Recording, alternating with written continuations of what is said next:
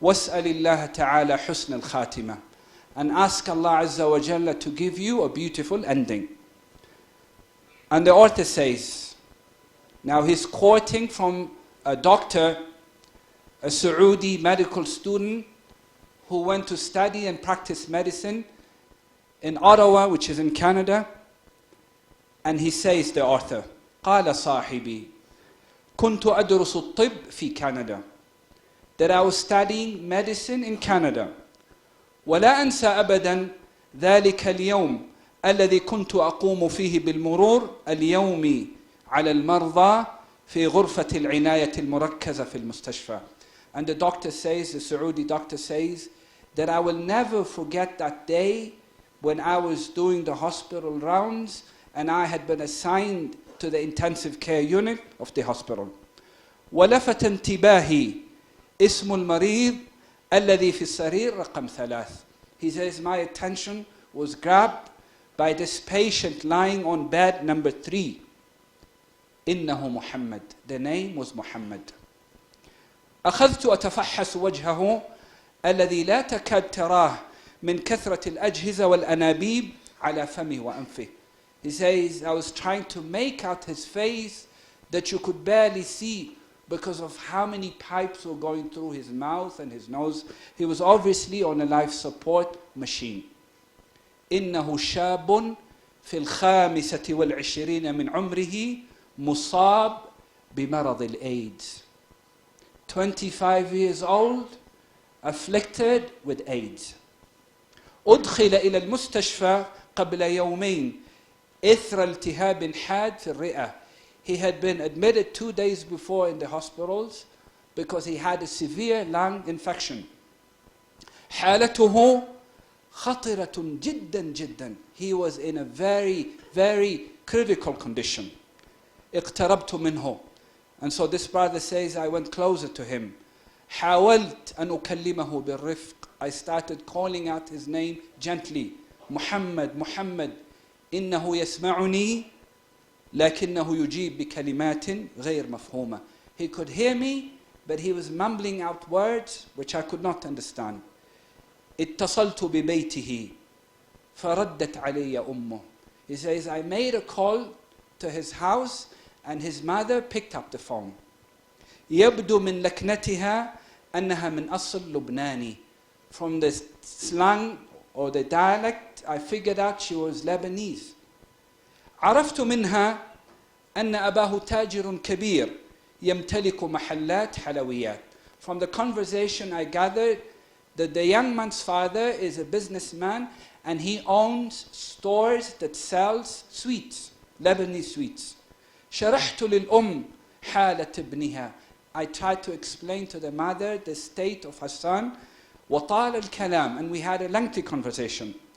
وأثناء حديثه معها بدأت أجراس الإنذار تتعالى بشكل مخيف من الأجهزة الموصلة بذلك الفتى مؤشرة على هبوط حاد في الدورة الدموية.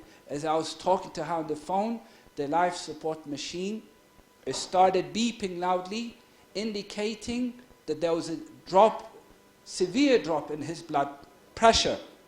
ارتبكت في حديثي مع الأم. He says, I could not continue with the conversation. صرخت بها. So I yelled at his mother, لا بد أن تحضر الآن. You have to come to the hospital right away.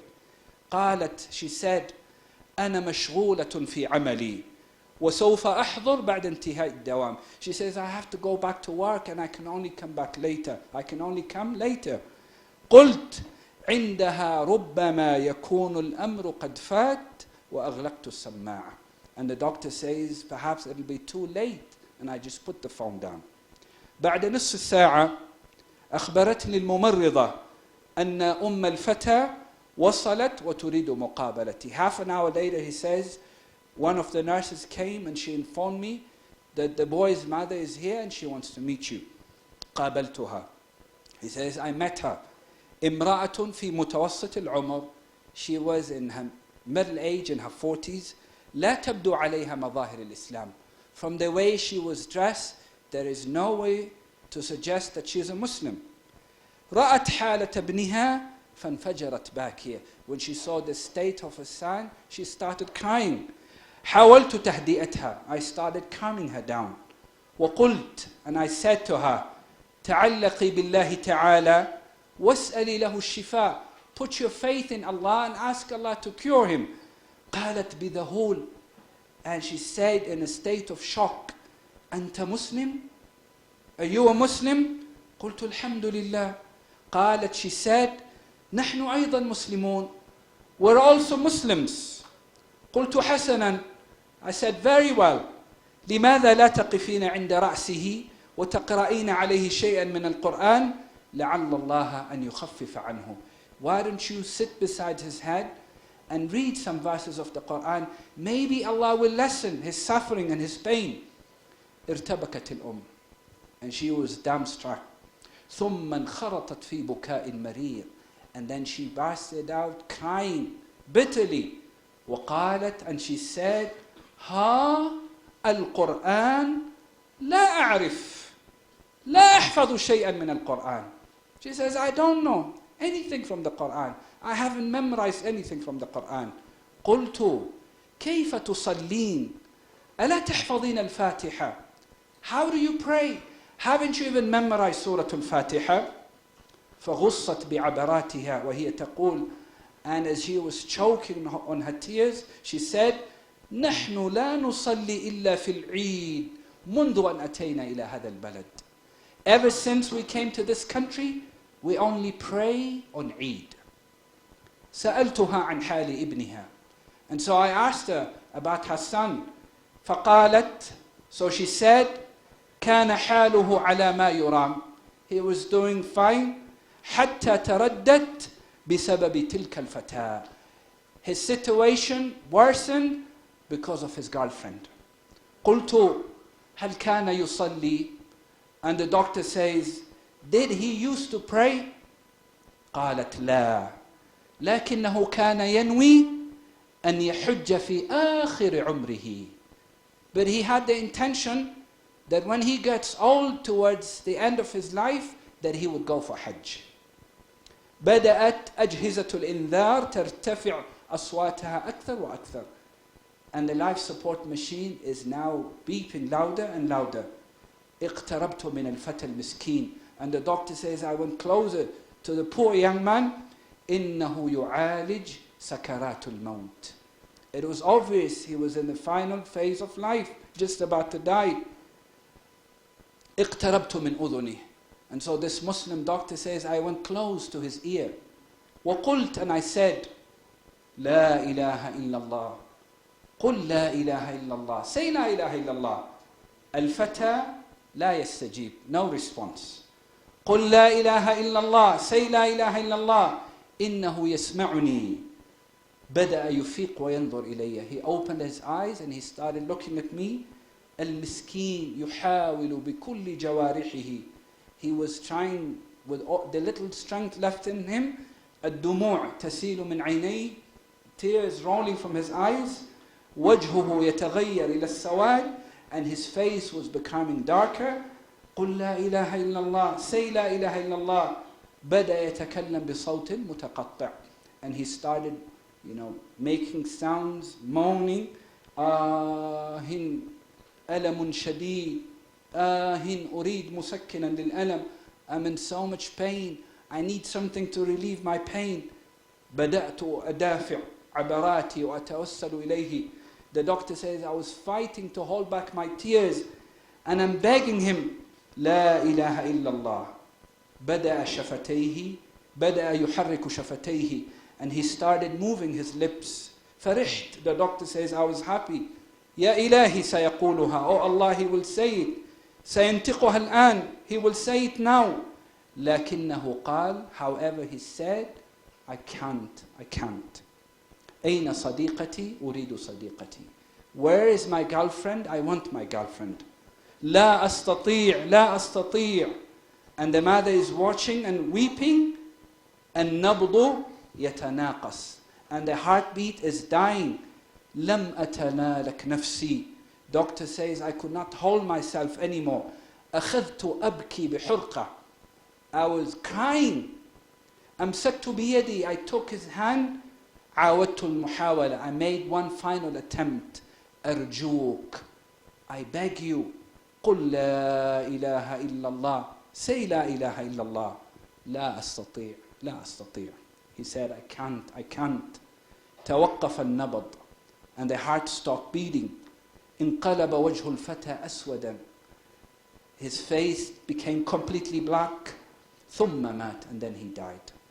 انهارت الأم, and the mother, she collapsed. وارتمت على صدره تصرخ, and she threw herself over his chest and she was wailing. رأيت هذا المنظر فلم أتمالك نفسي. This brother said, when I saw this, I could not hold myself. نسيت كل الأعراف الطبية. I forgot about all the ethics that govern doctors' work. انفجرت صارخا بالأم, and I started yelling at the mother. أنت المسؤولة, أنت وأبوه. You are the one who's responsible for this. You and his father. ضيعتم الأمانة ضيعكم الله. For you misplaced the trust of Allah, and consequently, may Allah Azza wa Jalla misplace you. My brothers and sisters, this is a reality. And for your information, me and Brother Abu Najma, we grew up in the same area. We were born and we grew up in Isli. And I know of brothers, young brothers, who died of AIDS. And they had so many girlfriends. And they committed zina like as if it did not matter. This is the situation of the Muslim youth, unfortunately. Wallahi, our situation has become so bad that I am informed, and I say this with so much pain in my heart, that Muslim sisters from my community are on the menu of Nigerian men, sexual predators, iyadhan billah. Wallahi, it's become a calamity.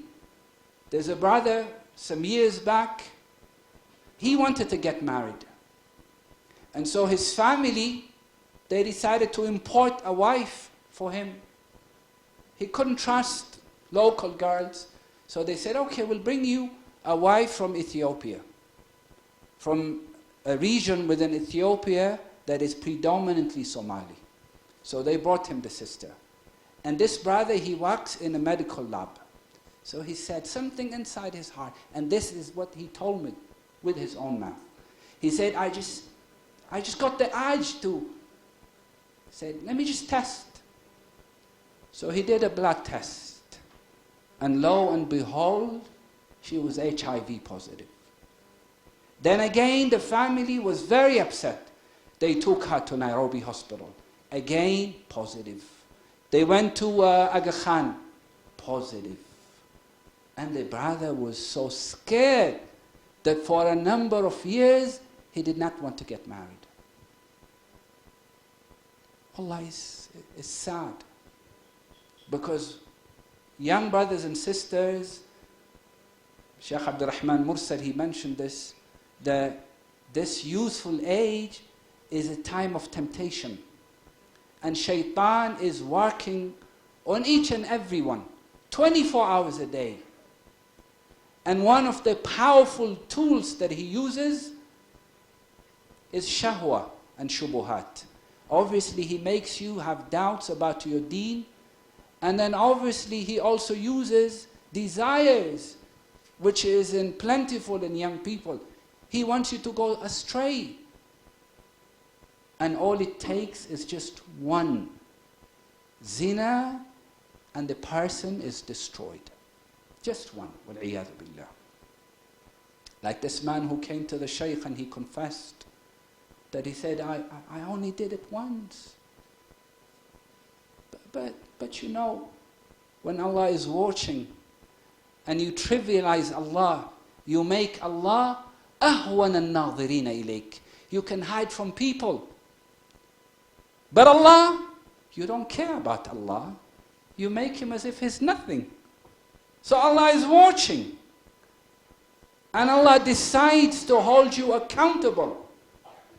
and you do something evil, and the consequences are so painful, my brothers.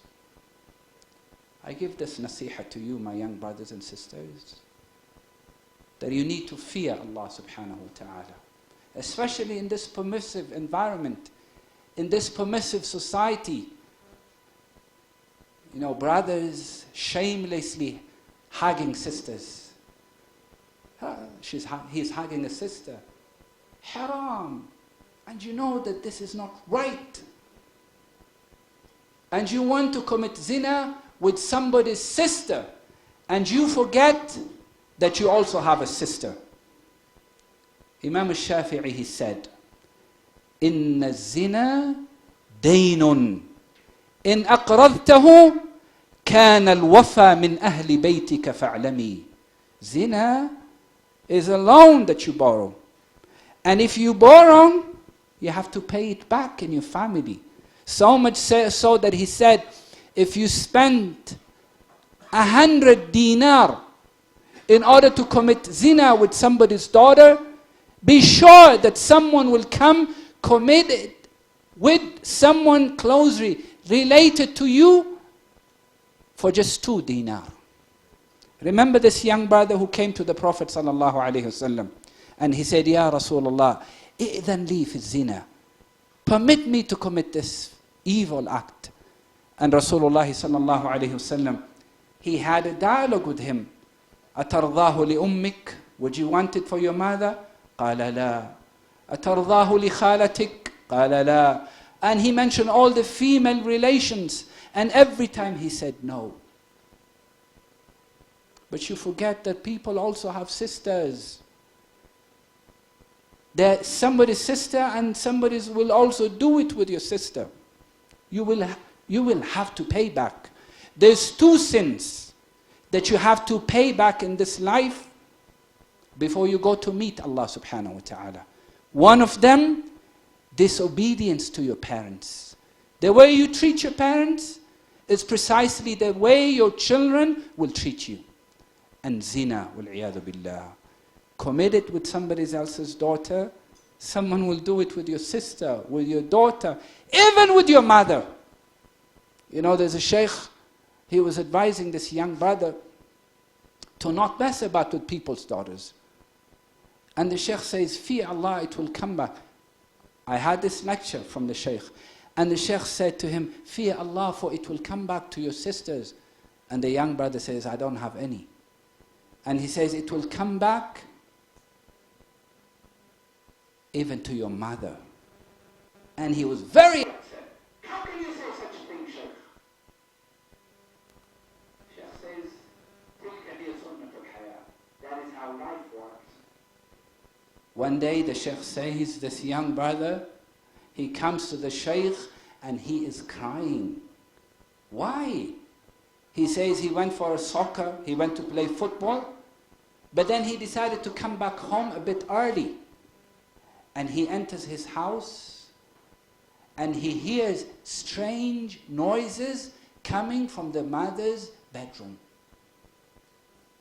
And he goes and he opens the door and he finds his mother with a man. وَالْعِيَاذُ بِاللَّهِ.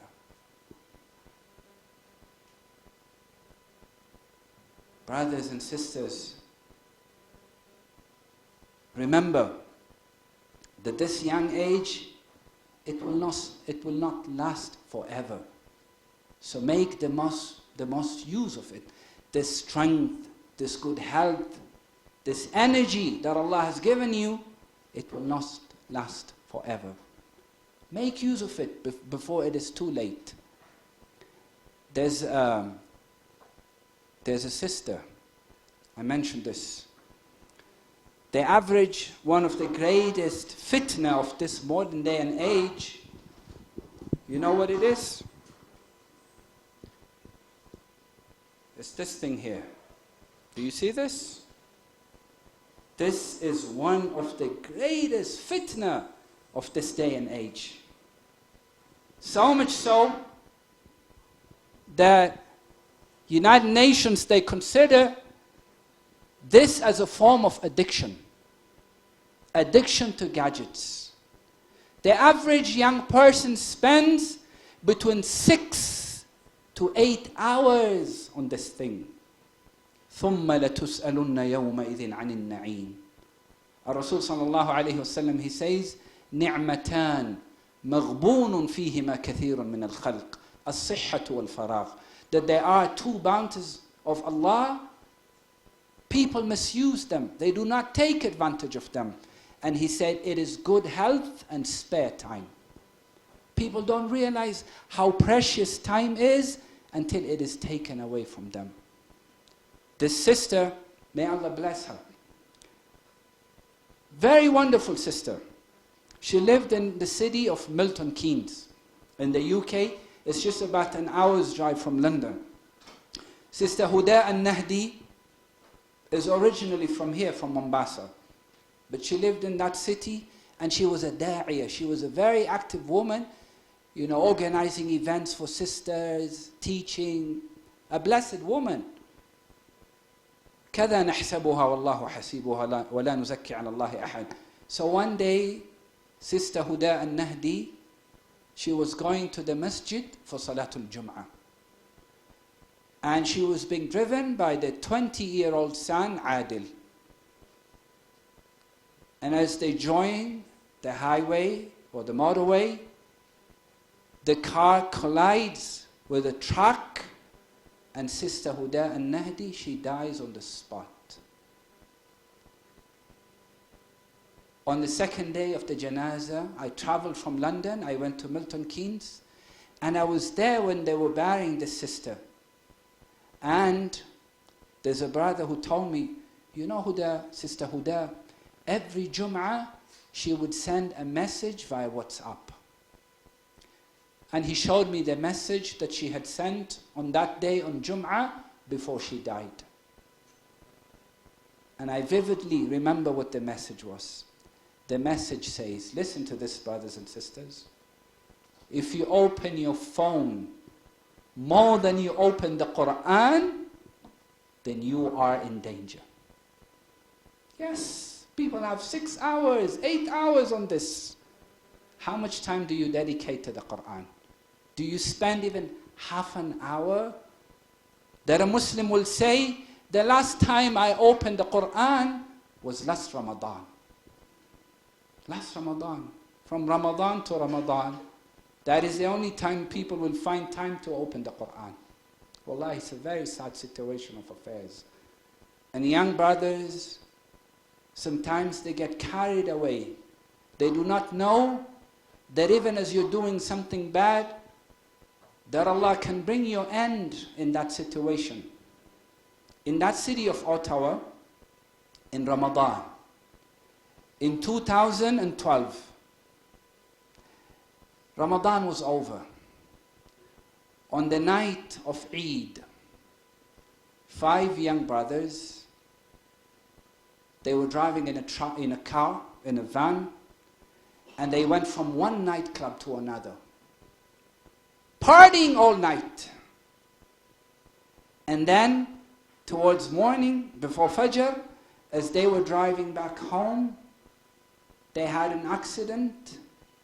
2 of the young brothers, they died on spot. One of them, he was only 21 years old.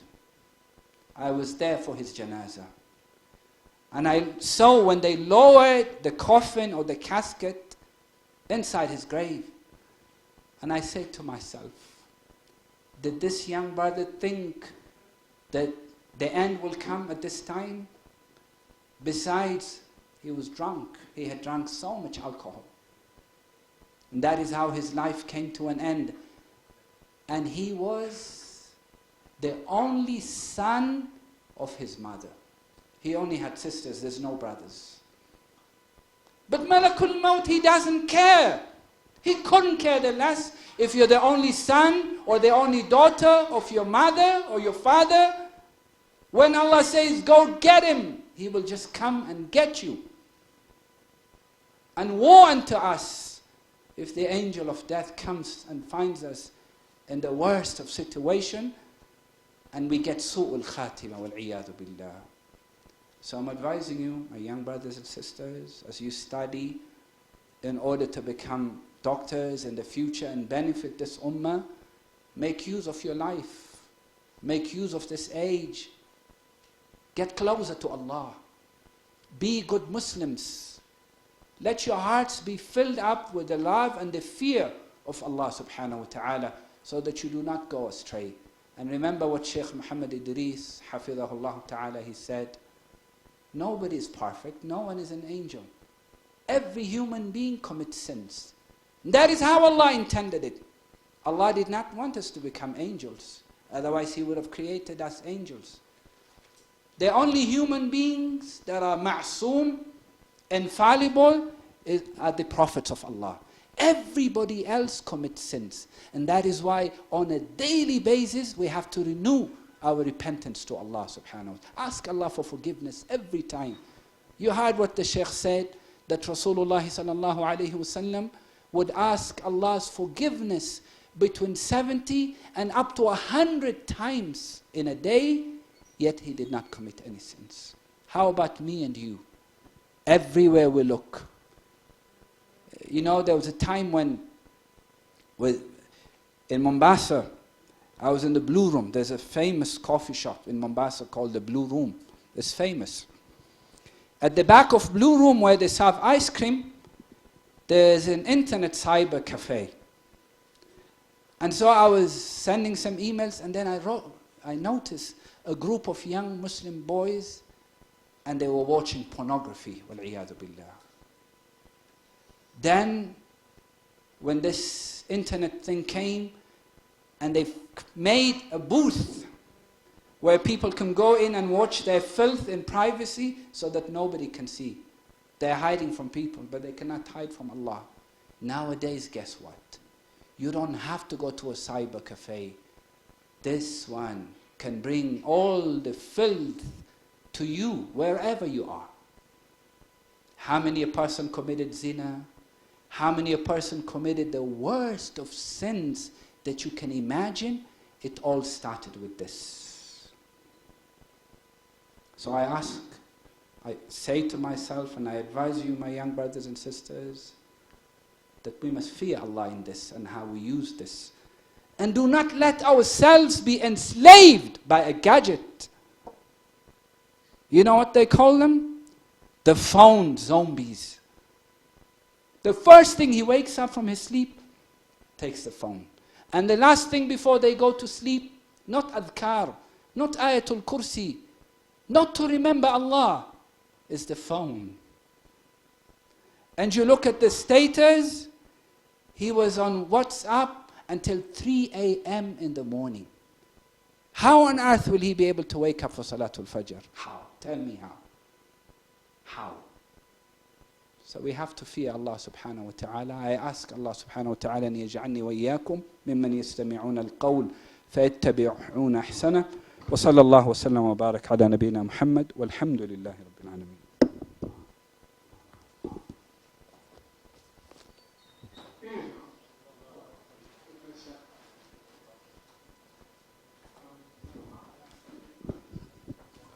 We have completed the first part of our Dawah conference, which was lectures from our renowned Shayukh. So the next part is the panel discussion. The panel discussion will be hosted by Brother Faisal. So I will hand over to Brother Faisal, who will continue. As you wait, the Shayukh can come to the podium. So the panel discussion is about issues and matters that affect Muslim youth, and among those issues are issues that affect Muslim youth medics, because we here are predominantly doctors. So, Muhammad, welcome. So I will hand over to Ustad Faisal. Shukran jazakumullah for your kindness, inshallah.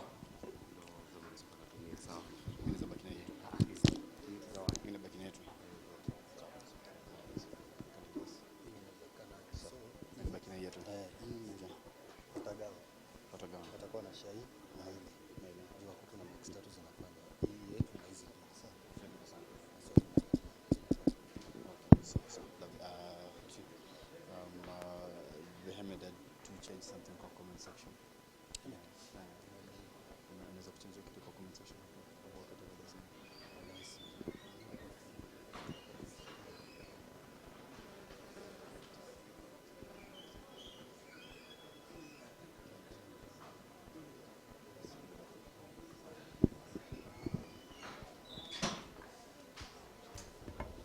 Assalamu alaikum wa rahmatullahi wa barakatuh. Assalamu alaikum wa rahmatullah. Hey, jamani, ni kama MC, I don't know kama ni chakula haikutosha ama ni vipi. Because I'm really shouting and I cannot feel the reciprocation. Assalamu alaikum wa rahmatullahi wa barakatuh. Hiyo imetoka Isasif, tulikuwa kwa janaza. And I'm going to try another one inshallah. Assalamu alaikum wa rahmatullahi wa barakatuh. Far much better. Maybe Sheikh Abu Najm, unajua wewe ni favorite wa vijana. Maybe ukijaribu kuwasalimia watu wana sauti nzuri. Sheikh, bismillah, tujaribu je. Sheikh, wasalimie bwana, tusikie sauti. Wasalimie, labda sauti itatoka. Please. Okay, mimi naona pengine wajua si tulikula guest. Tulikula enough biriani. Sasa pengine hao jomo umewa. Okay, salamu alaikum. I told you so. Jazakallah khair. Thank you so much, the organizers, the distinguished scholars here, and brothers and sisters. From my understanding is that majority of the attendees in this particular program are upcoming doctors, right? Right? Right? I can't hear you, right? Brothers, right? Inshallah. Now, we are going to talk about challenges affecting the youth. Challenges affecting the youth for as far as medicine is concerned. And because of time, we are going to look at 3 major issues. But before that, I'm going to give a chance to 2 people from the audience. 2 people from the audience, 1 brother and 1 sister. And I'm going to give you my mic. The MC may be going to help me in this. Do you have another microphone? Wireless microphone there? The MC is going to help me in this one. I'm going to give 2 chances from the sisters to address the challenges that you feel you face before we touch on the challenges that I have here on my phone. So we're going to have on the brother side. I don't know who we're going to start with. By show of hands. By show of hands. Doctors. Am I seeing a hand up there? Yes.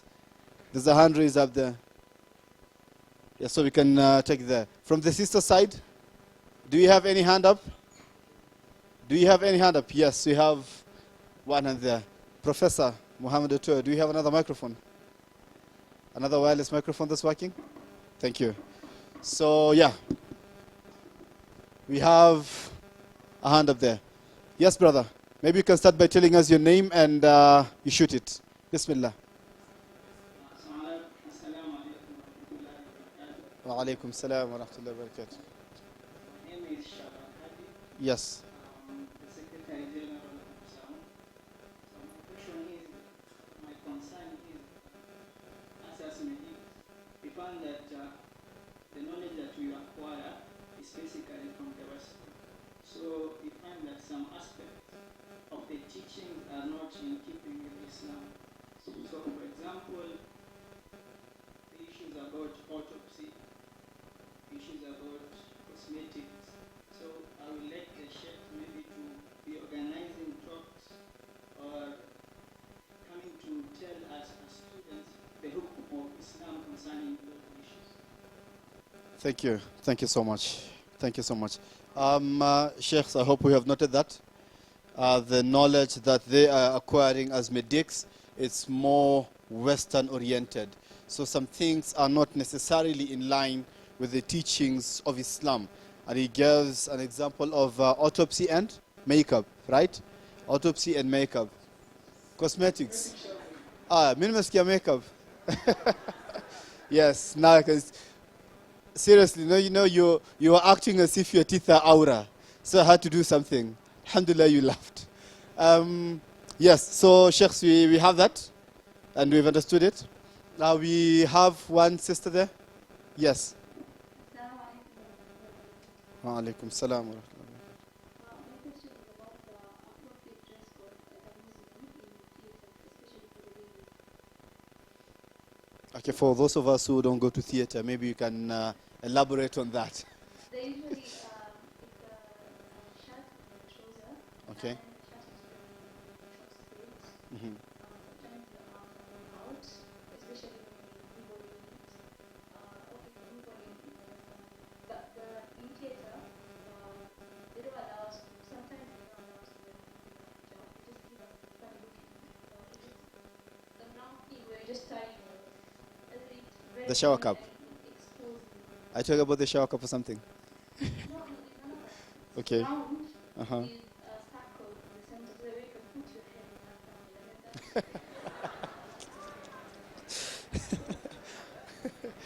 Uh-huh. Basically, it's very exposing and you're not allowed to go in without that. Thank you. And Sheikhs, that's where we are going to start. Sheikh Muhammad Idris.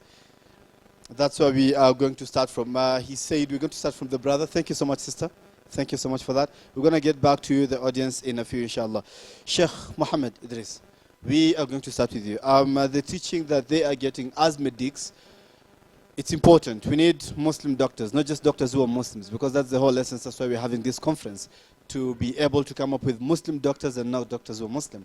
The lesson that they are getting is more quote-unquote Western-oriented, not Islamic-oriented.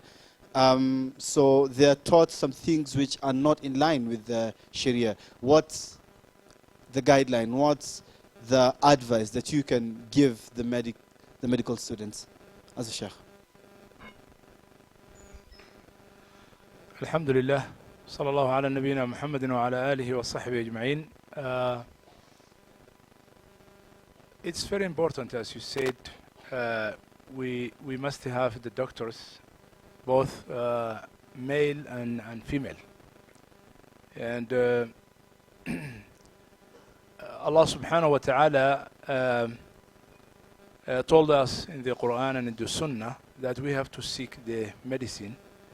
Every disease, Allah subhanahu wa ta'ala has made a cure for it and health for it, a way of health.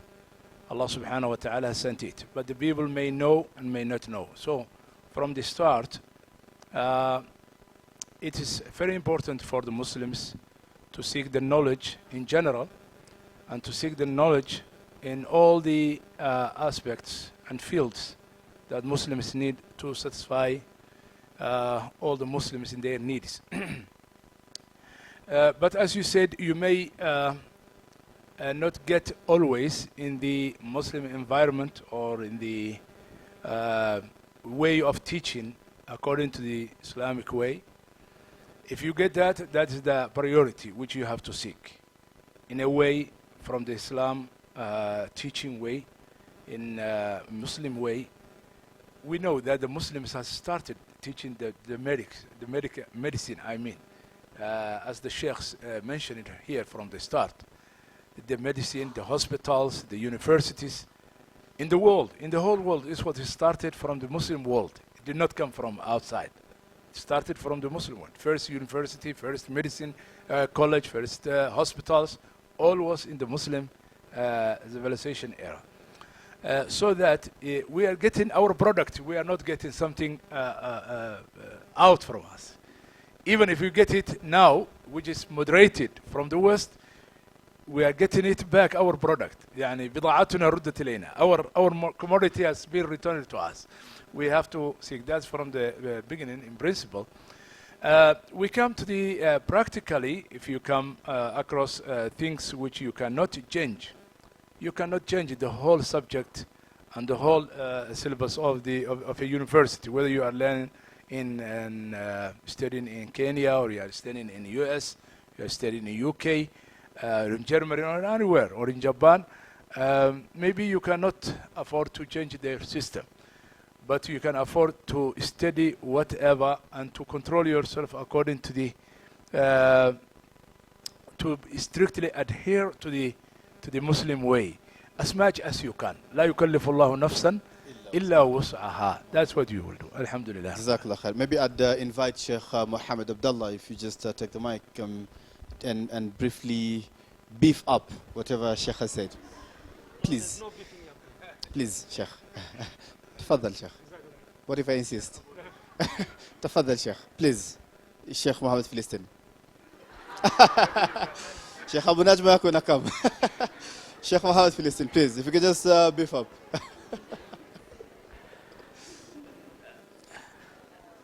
الحمد لله والصلاة والسلام على أشرف الأنبياء والمرسلين وعلى آله وأصحابه أجمعين. أما بعد. السلام عليكم ورحمة الله وبركاته.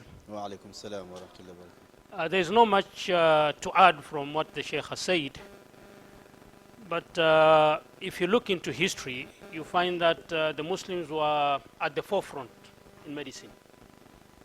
And there are so many names which have been Latinized so as to sound non-Islamic. And we as medics, or those future medics, should go back. You know, the time you have, spare time, go to these other medics, Muslim medics who started like Al-Zahrawi in Sajon, Ibn al-Nafis, as we talked in the morning, Ibn Sina and the rest, and try to take from them whatever they had invented, their researches, and then you can liaise. As the Sheikh has said, you cannot change the whole syllabus, the curriculum, medicine, but you can restrain yourself.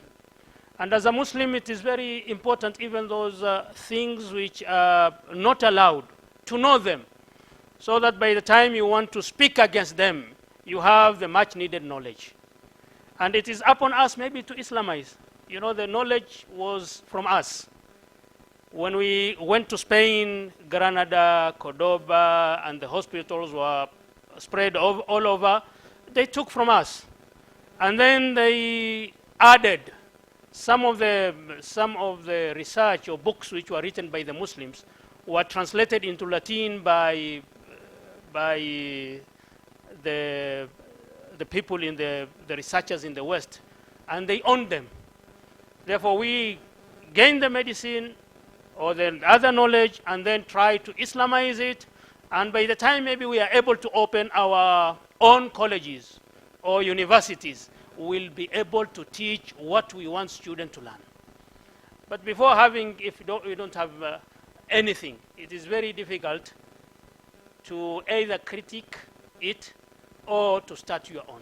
Therefore, it is very essential to gain whatever we are able to gain and then wash it clean. Things which are not compatible to Islam, you leave it, even if you are full doctor, and then people come, they want things which are in Islam not allowed. No, I don't do this. Jazakumullah khair. Barakallah fi. Sheikh Abu Najma, now to you. This is more of advice. Sheikh has a mic there. In the current day that we are living in, there is a disconnection. There's lack of integration between the career and Islam as it is, Islam as it stands. So someone just means to be a doctor when there's something to do with Islam, you always refer them to the sheikhs and the du'ats. Like da'wa ni yenyu, Islamu ni yenyu, mimi yangu ni kuswali, and that's all. If I get maybe time, I just go and pray and maybe just observe my hijab, and that's it. But there's that lack of integration. And I can say this without fear of contradiction because it's something I witnessed with someone. I'm not generalizing. There's a time I was praying at where we just did our dhuhr, and some doctors came in to pray. I had come for visiting.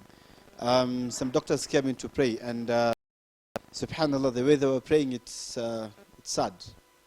It is quite sad.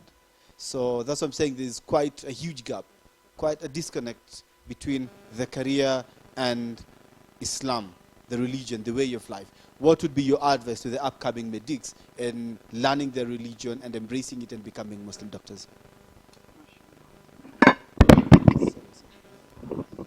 Okay, alhamdulillah, salatu wasalam ala rasulillahi sallallahu alayhi wasallam. First, I would like to say that, the issue of da'wah, standing up for Islam, Allah did not put it on the sheikhs or imams.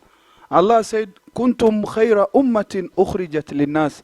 That all of you are the best ummah. Limada ta'muruna bil ma'ruf wa tanhawna 'anil munkar. That you command the good and prohibit the evil. So the work of da'wah in propagating Islam is for all of us.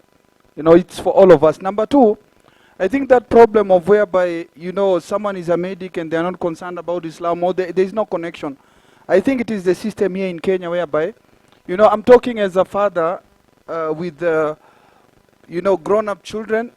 And also, you see, this is Kenya, Nairobi, this is a reality whereby if you want your kids, you know, to get that straight and study medicine, you know, right now we have some Muslim children who are not attending madrasa anymore because they're in class 8. And even we know some of the Muslim families, they think that madrasa is a waste. You know, they need to, you know, just go to secular, go to tuition, you know, succeed in that. So as an ummah, some parents are not able to balance. And that is why we should thank Allah subhanahu wa ta'ala that right now we have integrated schools, whereby at least our kids can get both, you know, religious and secular knowledge. And also another thing, I think also the brothers who are studying medicine, we also have to look somewhere else to study medicine, like not only in Nairobi University.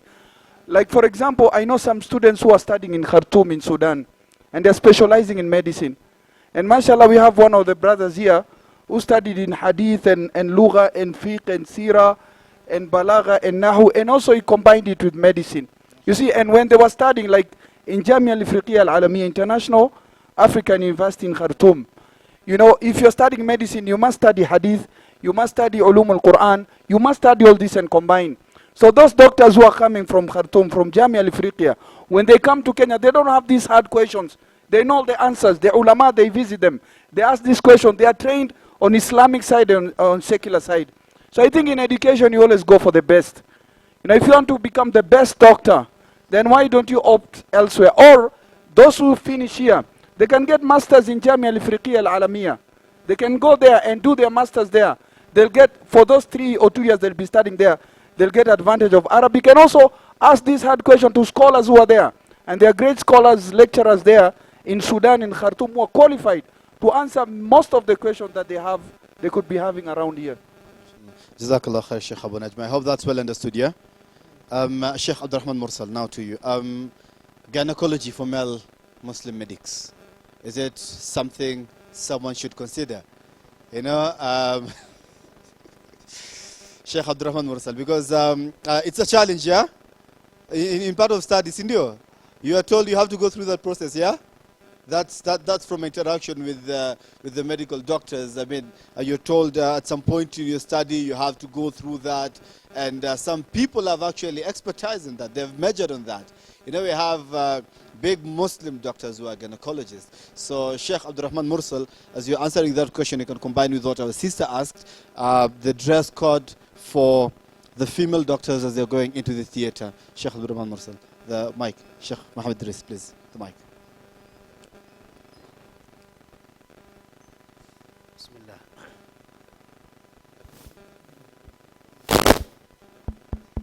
Professor. Bismillah. Thank you. Alhamdulillah. Unajua it's after lunch, hata mimi ni kama imelala kidogo. The ulama are here. I think they will elaborate more on that.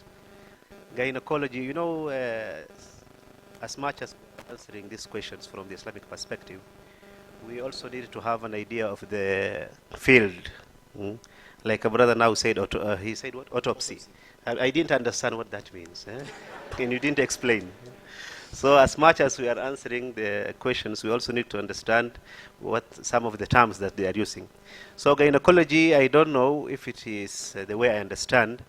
It's just that way. Evo. Evo. Just that way. Okay, if it is that way, yes, I think it will fall under the general answer that Sheikh Mohammed Idris gave, that you can study everything and maintain just to the best of your ability that you don't cross the border. When it comes to practicing now, I think sijui kama kuna specialization ya upande wa wanaume, where you deal with only the side where you belong to. So maybe they can tell us, is there? Iko? Yes. So if it is there, the problem is solved.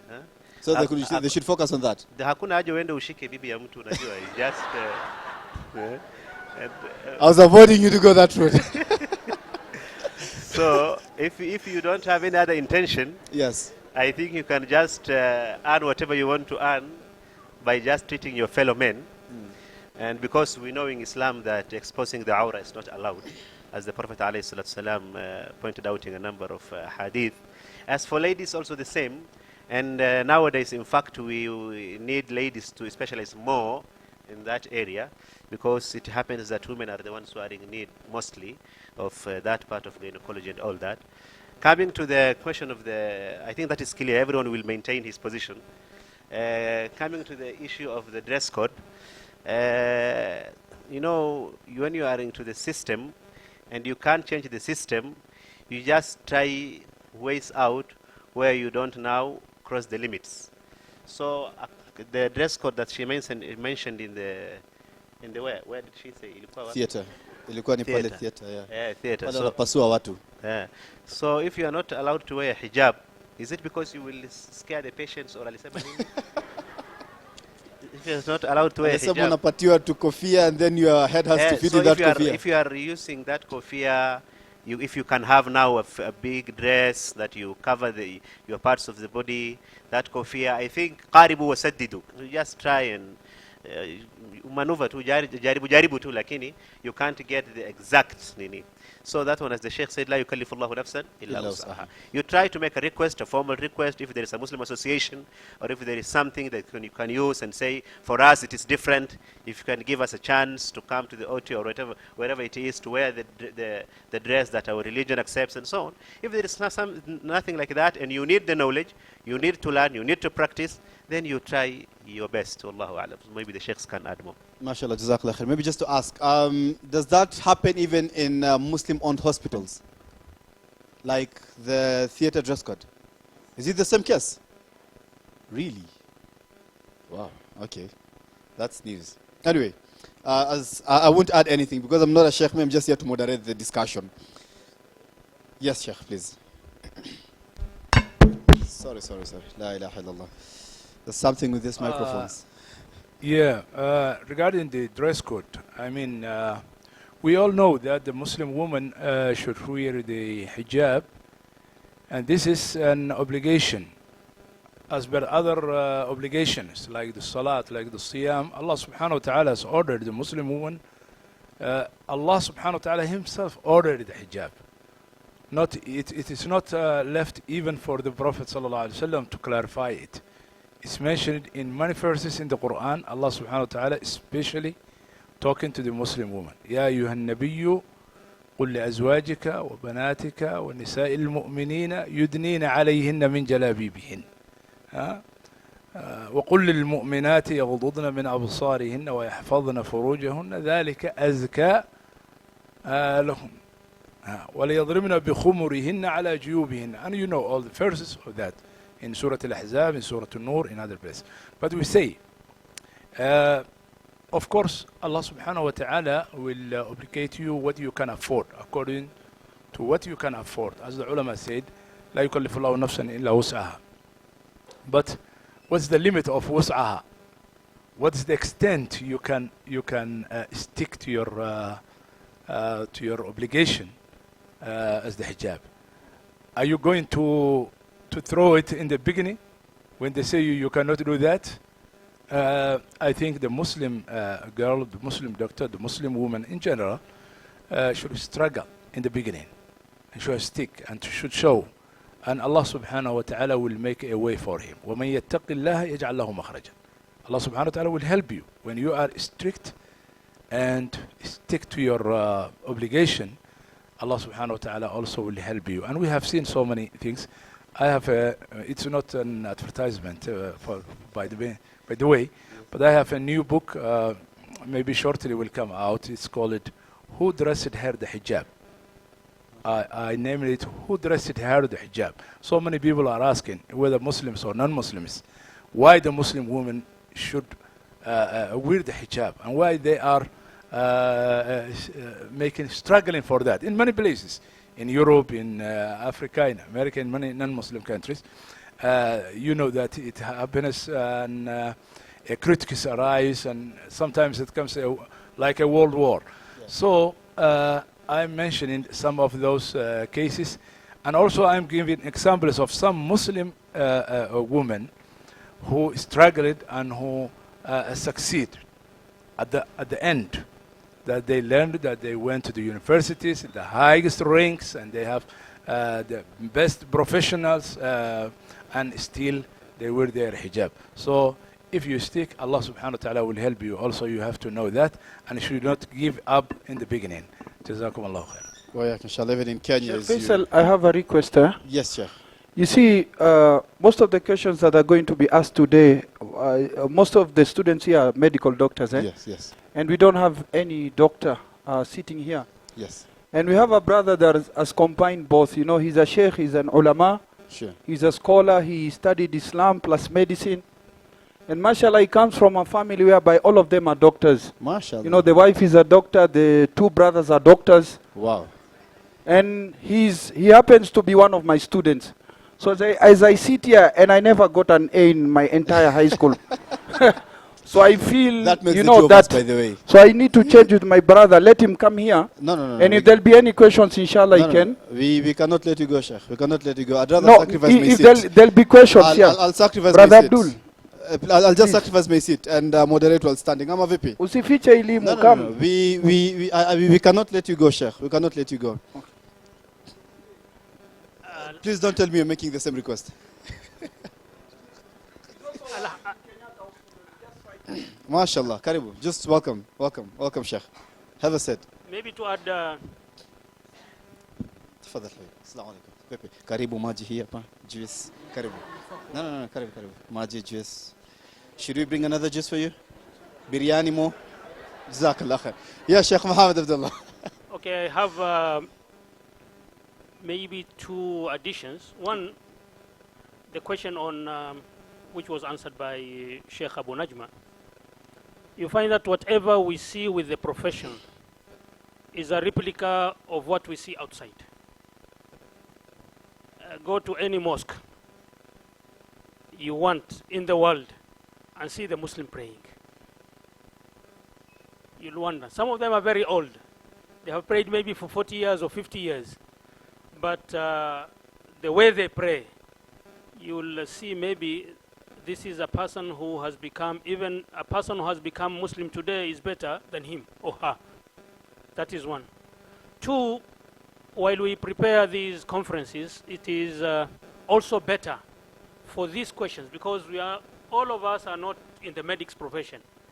It is better for us to do research. You know, this question should have been communicated to the panelists first and foremost, so that also we do research and we ask also the medics how they go about this, Therefore, when you come here, you answer while you are in the know-how. But just throw the question to a sheikh, who is not in that profession, then it becomes difficult. Even in this majami al-fiqhiyya, these associations, fiqh association of great ulamas, when they want to give fatwa on things of other profession, usually they call all the professions. And then they get the know-how. They are taught how it is done. And then now they can give a fatwa. Otherwise, just you throw a question and then we throw an answer. They'll come and collide and we are not going to do justice to the questions you are asking us. Jazakallah khair. I'm going to dilute some of those questions then. Thank you. As per the Sheikh's request and the panelists, I'm going to dilute some of those questions and go a little bit general. And Sheikh Muhammad Idris, if you can just get the mic. Corruption. There's a mic. There is corruption. And from different discussions with professionals in the field, I'm told some of the corruptions that are happening in that field is one maybe is working with the government and is supposed to work for 3 weeks maybe, and then 3 weeks and then goes for another 3 weeks off. I mean, that's the routine more or less. But again, he's not just on time. What's your advice to some of the students? The 3 weeks that he's supposed to work, and then the other 3 weeks that's supposed to go on off, so he ends up maybe working for 2 weeks and takes 4 weeks. He's not just on time. He's not adil. Alhamdulillah. First of all, I will just add as a note to the Sheikh Muhammad, as he said, we are not giving official fatwa here. And as he said, to give a fatwa, it needs so many requirements and conditions before you give any rule. And we are not the ulama scholars, big scholars who give the fatwa, but we may communicate some of the sayings of the ulama in general. That's number one. Number two, for the question of the corruption, we know in general that Islam prohibits the corruption at all. إن الله لا يحب الفساد. And Allah subhanahu wa ta'ala ordered the mu'mineen to fulfill their requirements, their agreements. وأوفوا بالعهد إذا عاهدتم. يا أيها الذين آمنوا أوفوا بالعقود. O you Muslims, you have to fulfill your contracts, your agreements. So the job and the work, whether in doctor's field, whether in other business, whether in government work, whether in private sector, you have to fulfill what you have been agreed with according to your contract. If you are asked to come 7 o'clock in the work and in your job, you have to be 7 o'clock. You come 7:30 or you come 9, you are breaching the contract, and again you are breaching the trust, and you are corrupting your work. Maybe what you take at the end of the day, you want to take the full payment of your job. For example, you have been agreed for 1,000, okay, for 8 hours, but you have worked only 6 hours, and at the end you want the full payment. How it comes? That's not allowed. And also for the employer, whether it is government or whether it is private sector, he has to fulfill the contract from his side. He has to pay the wages and the salary on time, because you have worked the 30 days and you need the first day of the other month, you need your money. But if he says, okay, it is delayed 1 week, it's delayed 15 days, it's delayed sometimes another month, that's not just. And Allah subhanahu wa ta'ala doesn't allow that. No. So in every agreement, whether it is even in the house agreement between the man, the husband and his wife, there are agreements, there are limits. And by the way, Allah subhanahu wa ta'ala makes limits between the people who deal each other. Tilka hududullahi, these are the boundaries. Between the man and the woman, there are boundaries. Between the husband and the wife, there's boundaries. Between the employer and the employee, there's boundaries. And anyone is not allowed to cross the boundary. Tilka hududullahi fala ta'taduha. Maybe we can give to our newest panelist. Thanks so much, Brother Ahmed, who's coming from a family of doctors and going to answer this question maybe from experience as well. Sheikh, with the devolution, there comes a lot of tenders and a lot of procurement deals. You know, government needs some particular tablets, and maybe you've opened a pharmacy, or you know, your brother, or you have another company with another friend that is supplying medicine or some medical equipment, and you use the underbench. You know, the underbench. Using the underbench, you grease some hands basically to get the tender and the procurement. Coming from a background where you understand the Sharia and you are in the field, what would be your advice to the upcoming medics? And you'd confirm to us if this thing is truly happening, and if it is truly happening, how do you handle it? I know it's quite a immense pressure on your side, especially if you have a business. But Faisal, I would like him, because he's a doctor, to answer about the gynecologist and also the dressing. Yes. That more suits him than that devolution and what. So. Jazakallah khair, Sheikh. Jazakallah khair. Maybe he can start with this and then get to that, please. Thank you. Yes, Daktari. Prof, thank you. Bismillahirrahmanirrahim. Assalamu alaikum. Wa alaikum salam. My name is Abdul Razak. Professor. Okay. Yes. Assalamu alaikum. Wa alaikum salam. My name is Brother Abdul Razak. I'm the newest panelist. Okay, I work at Kenya National Hospital. Most of you guys know me. First of all, I want to thank the organizers. MashaAllah, you guys, I can see this is the Dawa conference too, and you've really made it a success already, and it's not really over. We had, MashaAllah, a good lunch, we prayed. So thank you very much, the organizers and all who attended. رب اشرح لي صدري ويسر لي أمري واحلل عقدة من لساني يفقهوا قولي. Okay, there are some questions that were asked, and I was sitting at that bench, and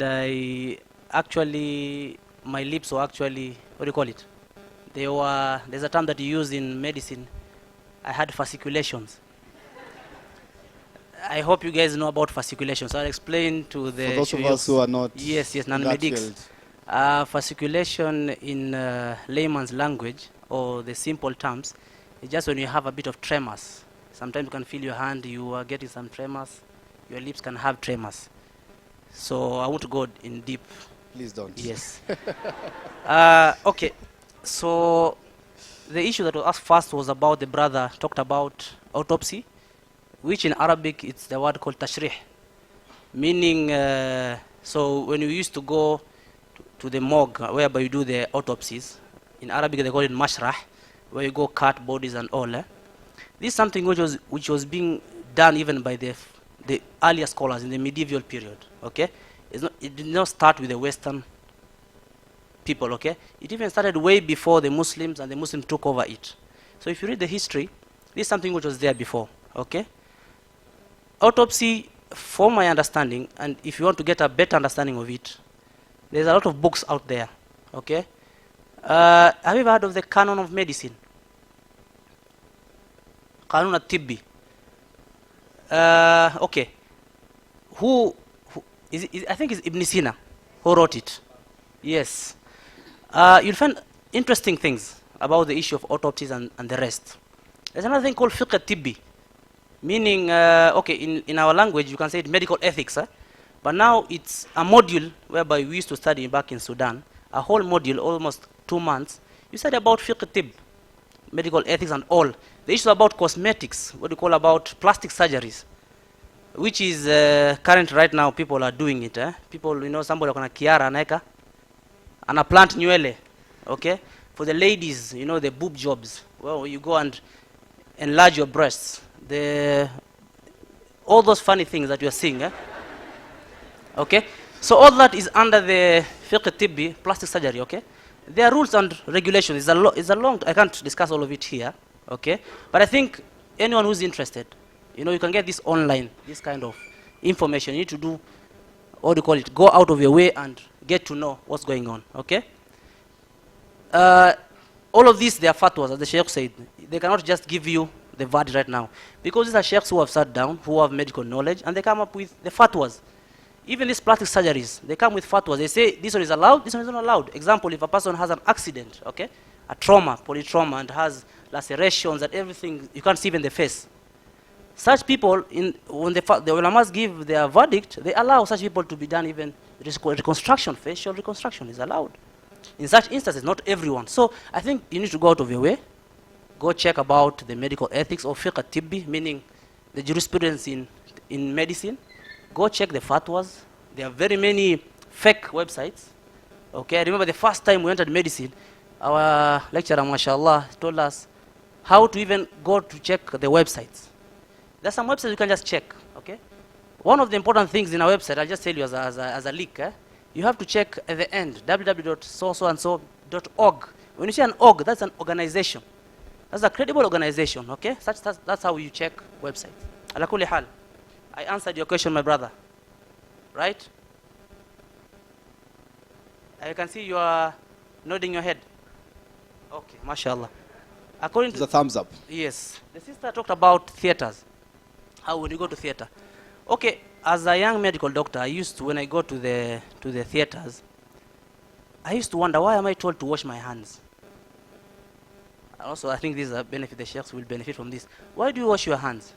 I said, he used to tell me, wash your hand and then wear a glove. You can even add another double glove. I used to wonder, what about if I go there, put my hands in the glove, and I'm not supposed to wash my hands? Is it important to wash the hands? Who can tell me, is it important? But I'm wearing a glove, which is a clean glove. So why should I wash my hands?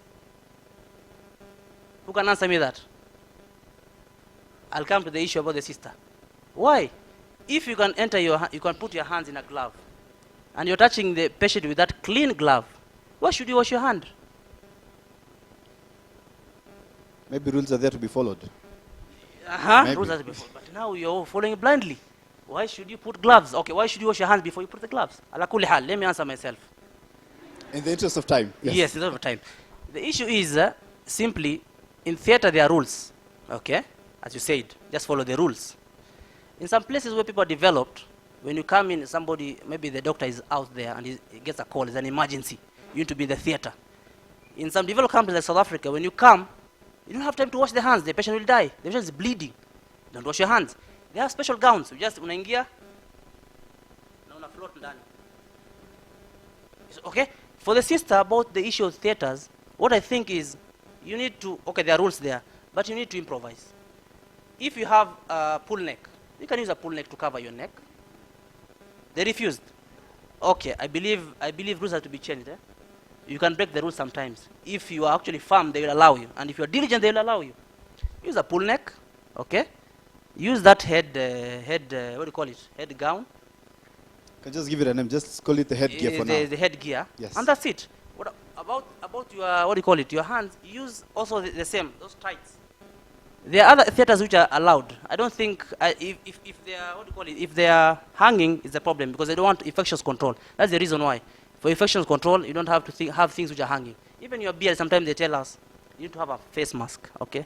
A lot of funny rules which are good, But if you're diligent and you push, and they see you're a committed student, they'll allow you to put that pull neck if you're interested in getting the theater. Wakikataza pia nitafute. That's how. Maybe you can answer lastly about the procurements. The procurements? Yes. Okay, that's a very tough question. Issues about contracts and tenders in our country, from my knowledge, I'm not an expert, and the chefs are much better to talk about it, about corruption. We live in a tough era. Issues about contracts, I think I won't go deep into that. I would give that chance to the sheikh, talk about it in ways of fiqh and how you can maneuver. That's it. Sorry, I was distracted. I didn't even get the answer, man. I was so distracted. No worries, Sheikh. I'll let it slide now. Sheikh, please, Karibu. Yes, Sheikh Abu Najma. He told it to Sheikh Abu Najma. Bismillah. Procurement and greasing some hands using the underbench to get the deal.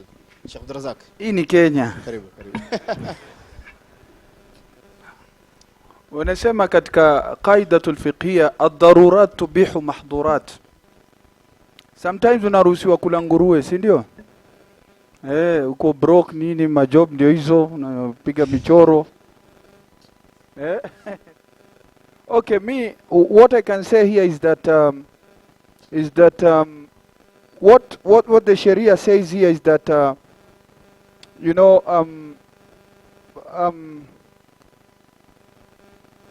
okay, siwezi sema kila mtu hapa ametoka mtaani, lakini kuna vile jo unaweza chora na utokepo. Utokepo kwa hiyo noma. Na because everywhere ukienda lazima uchoteane. Unajua, sisi tuko pale Isili na ukiangalia hata hizi maofisi za governor za nini akina Sonko, si yeye amechukua watu wa mtaani. Hata ule brother mmoja alipewa ile contract ya kutengeneza ukuta. Ilibidi yule brother achote wale wako kwa hiyo ofisi na so Kenya hapa si Maka na Madina. Unajua, so kuna vile ambavyo unaweza kuavoid ni sawa. Kama una njia nyingine jo itabidi kidogo. Nikupatie mfano Karao amekushika. Na ile umepiga kanzu yako, amekwambia so 5 umekata kuchota. Tuko Kenya. Atakwambia wewe ni Al-Shabaab. Umemnyima so 5 na unaenda na hiyo noma, what do you do? Unasema la ilaha illallah, siwezi peana rushwa haram na nini. No, unampatia hiyo so 5 kwa avoid your arrest. That is very, unaona, so I think yani in Kenya we survive the way we are. Unajua, kama unaweza kuondoa mafsada kubwa, unaweza zuia mafsada kubwa kwa mafsada ndogo, ni bora. Sheria saa nyingine inaangalia masaili kama hiyo. Anipata? Naam, Sheikh. Jazakallah khair. Sheikh Abdurrahman Mursal. Yes. Wow. Bismillah. Professor, sound engineer. Bismillah. Please. I think Thank you. there's not much to add on what has been said.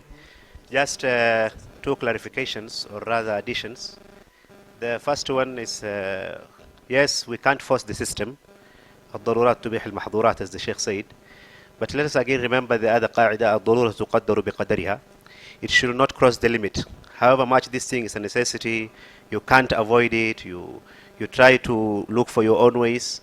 But again, don't take advantage of that ruling, the qaida, or the formula, whatever you may call it, or the principle rather, which says that when there is necessity, you can do what you have been asked. You don't take advantage of that and then you make it so wide and cross the limits and so on. You try to make it as narrow as you can. The other thing is the issue of, we have talked of the challenge of the hijab, the don't allow in the OT and so on. And the Sheikh said you have to be firm and all that. You know, you are a doctor, at the same time you are a da'i. You are passing a message. You are an ambassador rather for a very big faith and religion.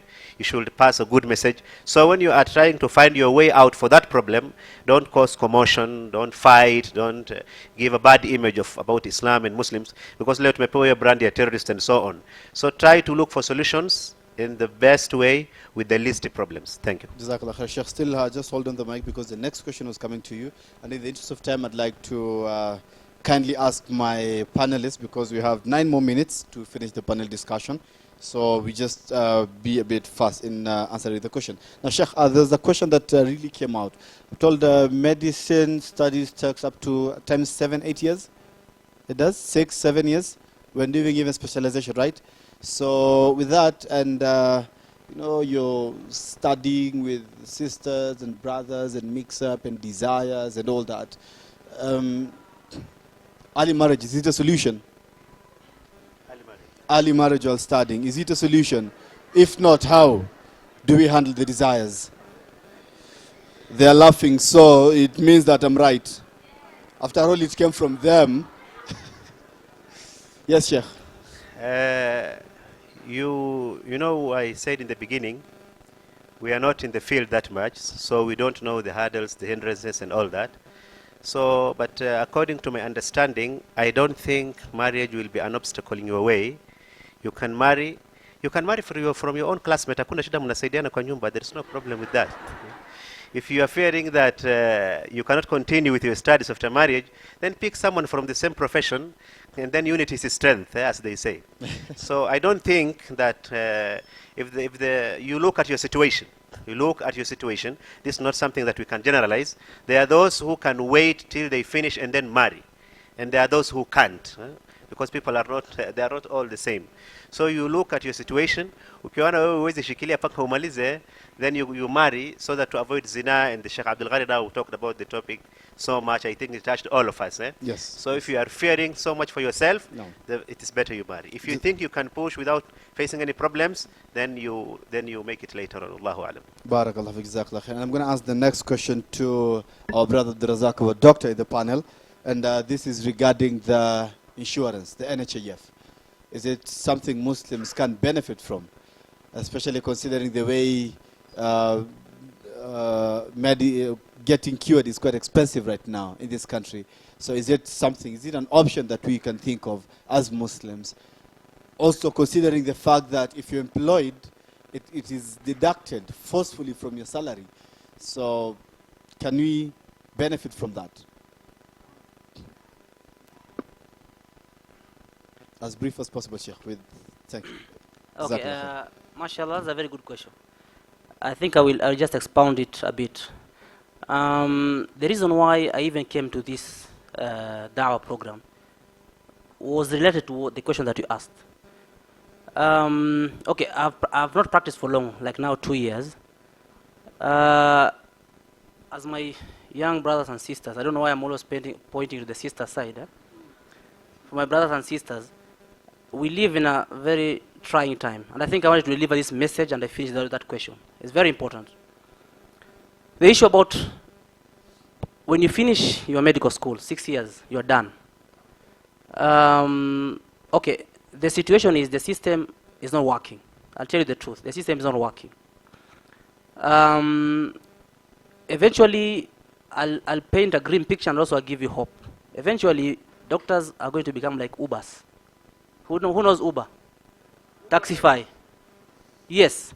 You're going to be told either you become Uber Chap Chap or you become the normal Uber. Take it, yes, or both, or Taxify. Take it or leave it. There are other countries whereby doctors are not even paid well.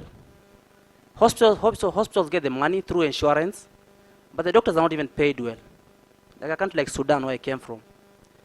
When you become an internship, when you finish your medical, you go for internship. They even pay something like 5,000, 10,000 shillings. Okay? So while we used to graduate, they knew they are not graduated. When you cheer, they are not cheering because they know they're still ahead. Life is ahead. Tough for them. For you guys, know that the country is shifting to issues about corporate. The insurances and the hospitals are going to benefit more than the doctors. So insurance is allowed. Okay, a place like NHIF, my salary, when I take my salary, is cut. NHIF is cut without whether I consent. Okay? And they're trying to make sure even the Juakali person is going to pay NHIF, whether you like it or not.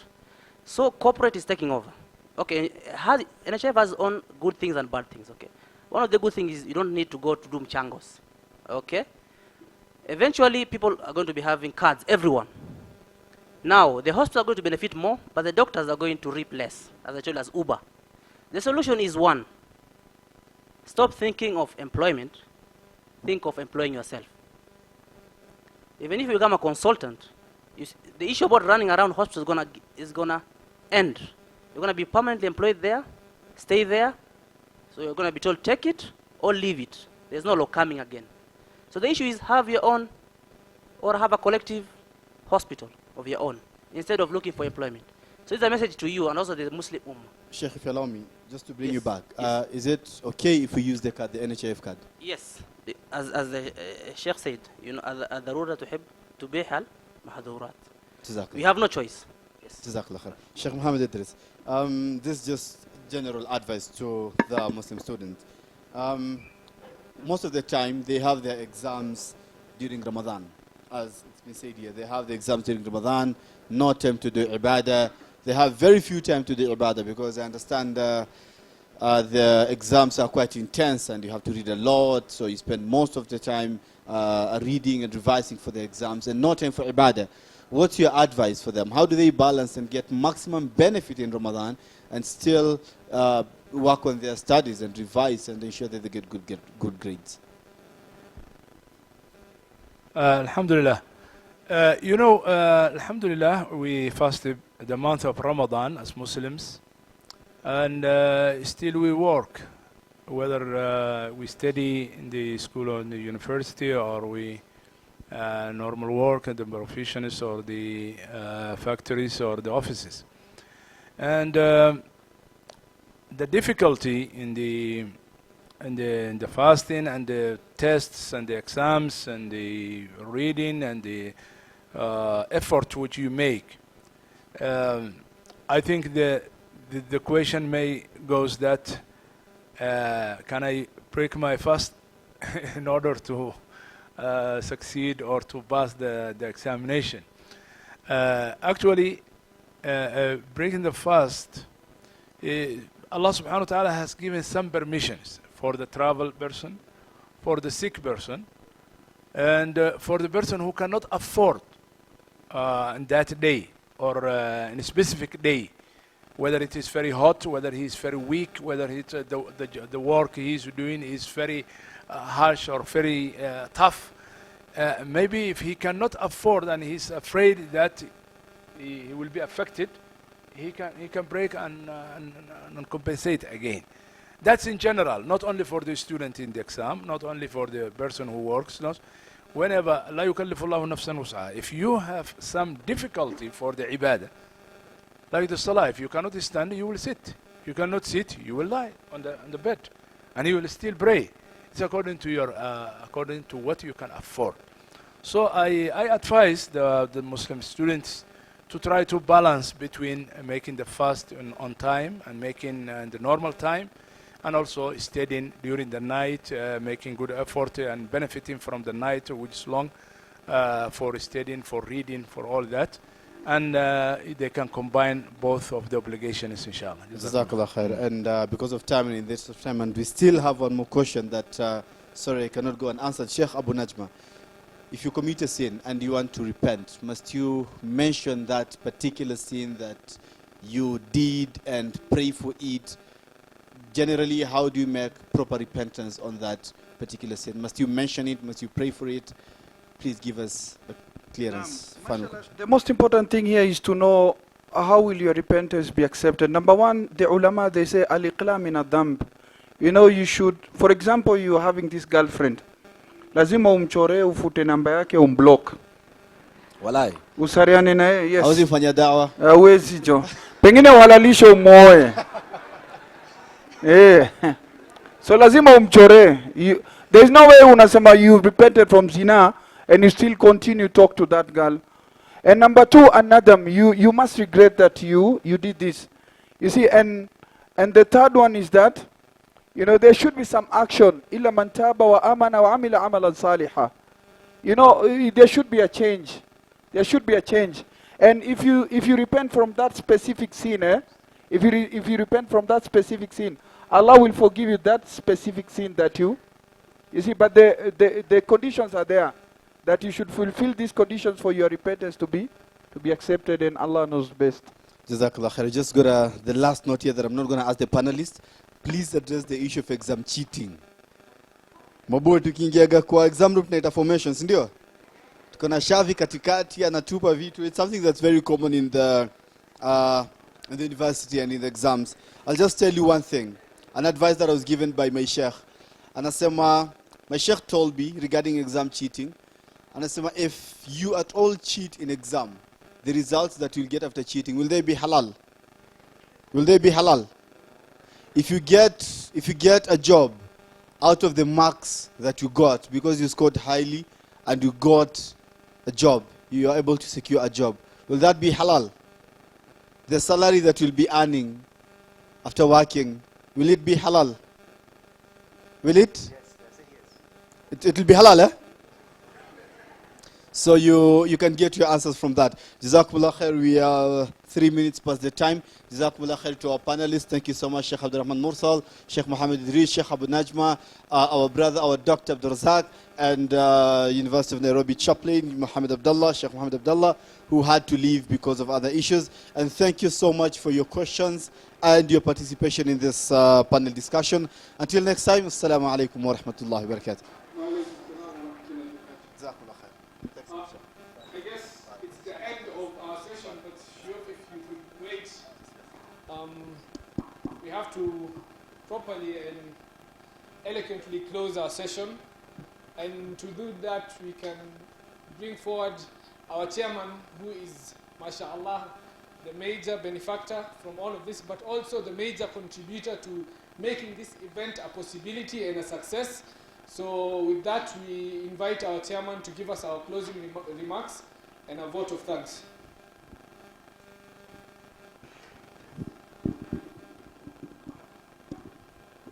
Assalamu alaikum wa rahmatullahi wa barakatuh.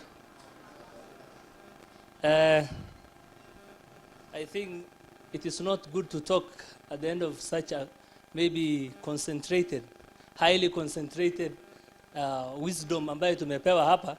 Hatutaki kudilute. We want to go with it, at least tuende tuzuie isiende.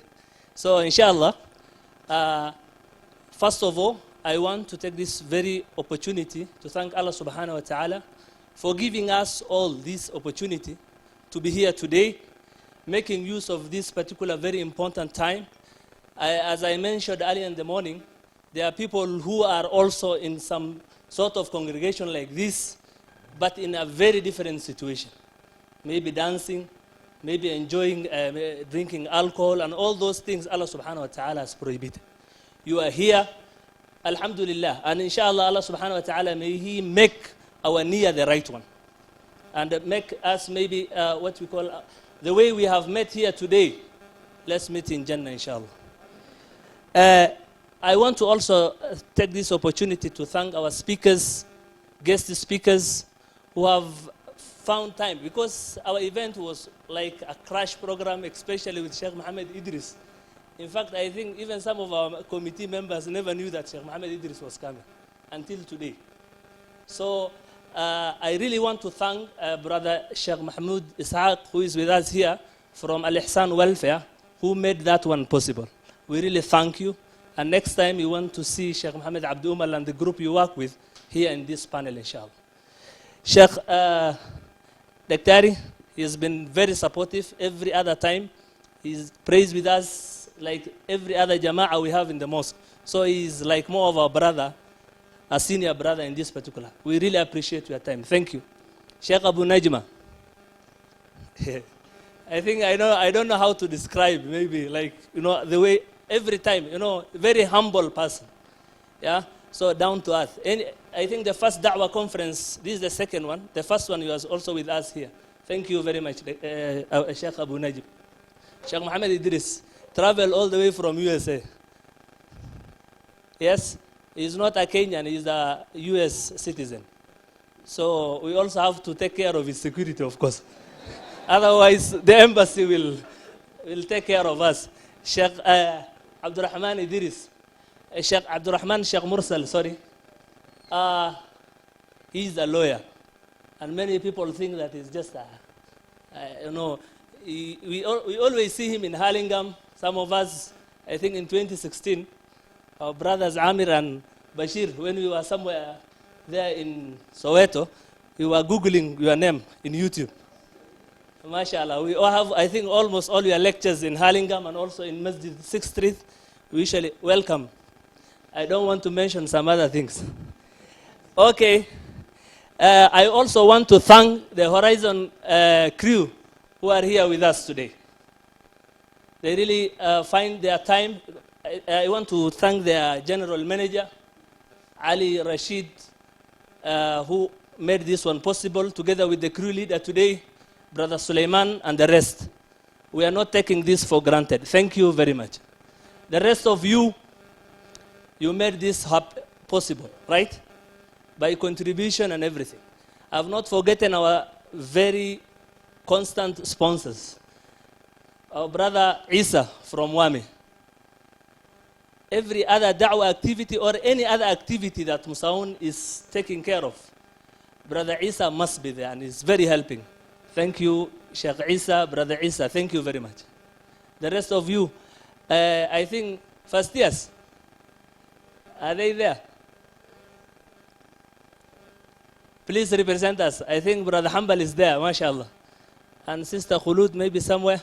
We have representatives. So MSAUN KNH committee made this one possible. I've never mentioned them here. Today, I want to parade them here. They are saying no, but it is either my way or the highway.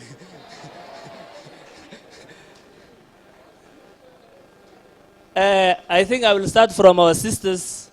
The chair lady, Sister Aisha, is she around? Just say hi. Are you there?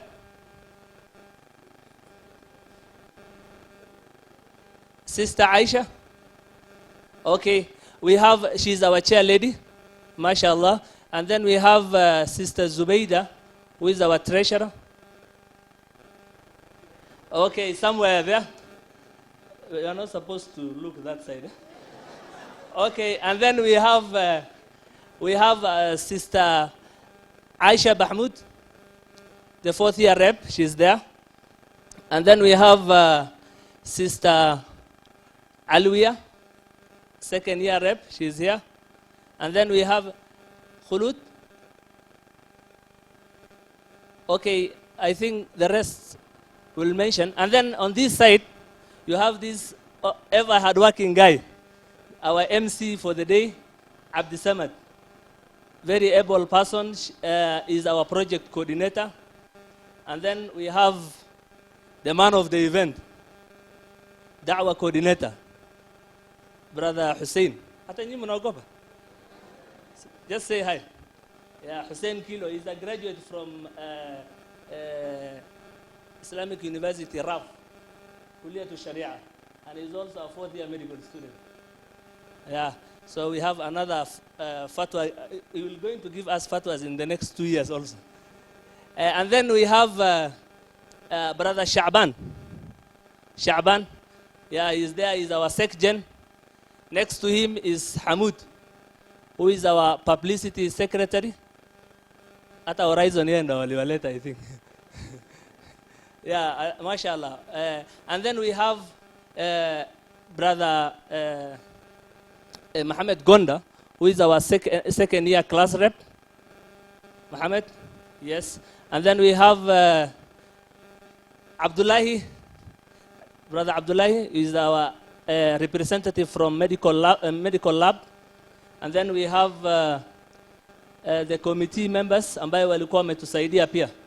So fourth year class, the ones ambayo, our brother Salah, sorry, is our third year rep. We cannot forget, this class did a lot. The third year class, the current third years, they really helped us. MashaAllah, I cannot thank everyone here. Third years, 60, after 60 years, Brother Muhammad Amin. The senior 6 years. Kuna wale wametoka main campus wanasikia 60 year. Wanashangaa, that maybe is supposed to be in masters.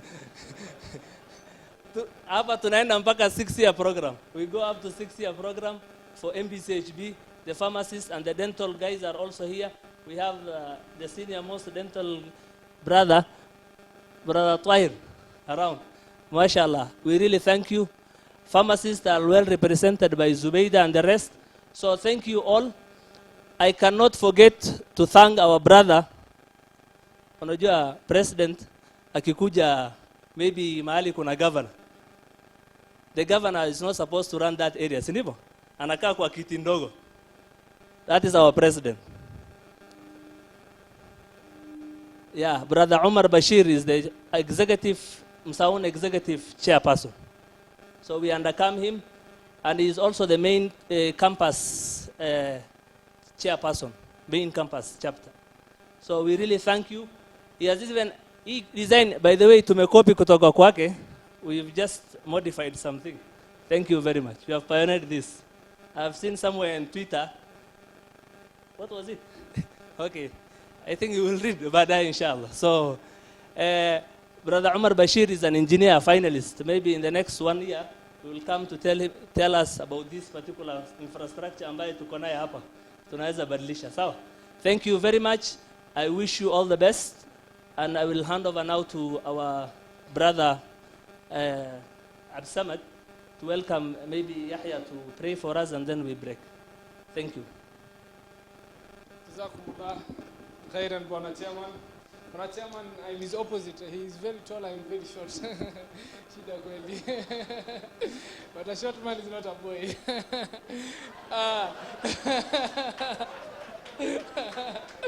Anyways,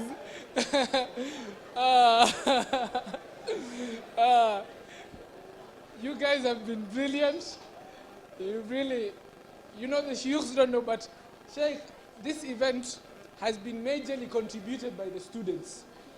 Majority of the contributions have come from the students. So without you, none of this would have been possible. So you are the best thing that has happened here today with the shuyukhs. So without any further words, the opening remarks were the words of Allah subhanahu wa ta'ala. And I hope that the closing remarks will be the words of Allah subhanahu wa ta'ala. With that, I thank you very much for coming. And I thank you very much for participating in MSAUN. MSAUN is for you, by you. You are MSAUN, not us. We are all together in this. So with those few remarks, Brother Yahya, you will come and give us a dua. Where are you, Yahya? Good job, Anna.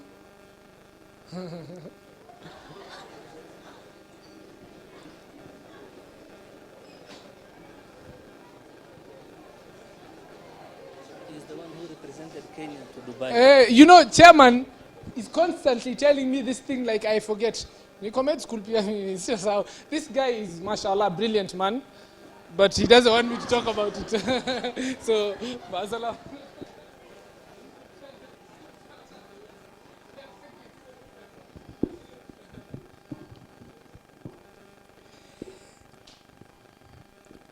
أعوذ بالله من الشيطان الرجيم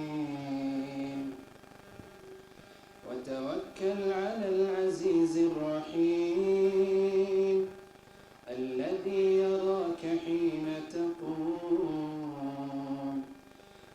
تقلبك في الساجدين إنه هو السميع العليم هل أنبئكم على من تنزل الشياطين تنزل على كل أفاك أثيم يلقون السمع وأكثرهم كاذبون والشعراء يتبعهم الغاوون ألم تر أنهم في كل واد يهيمون وأنهم يقولون ما لا يفعلون إلا الذين آمنوا وعملوا الصالحات وذكروا الله كثيرا وانتصروا من بعد ما ظلموا وسيعلم الذين ظلموا أي منقلب ينقلبون.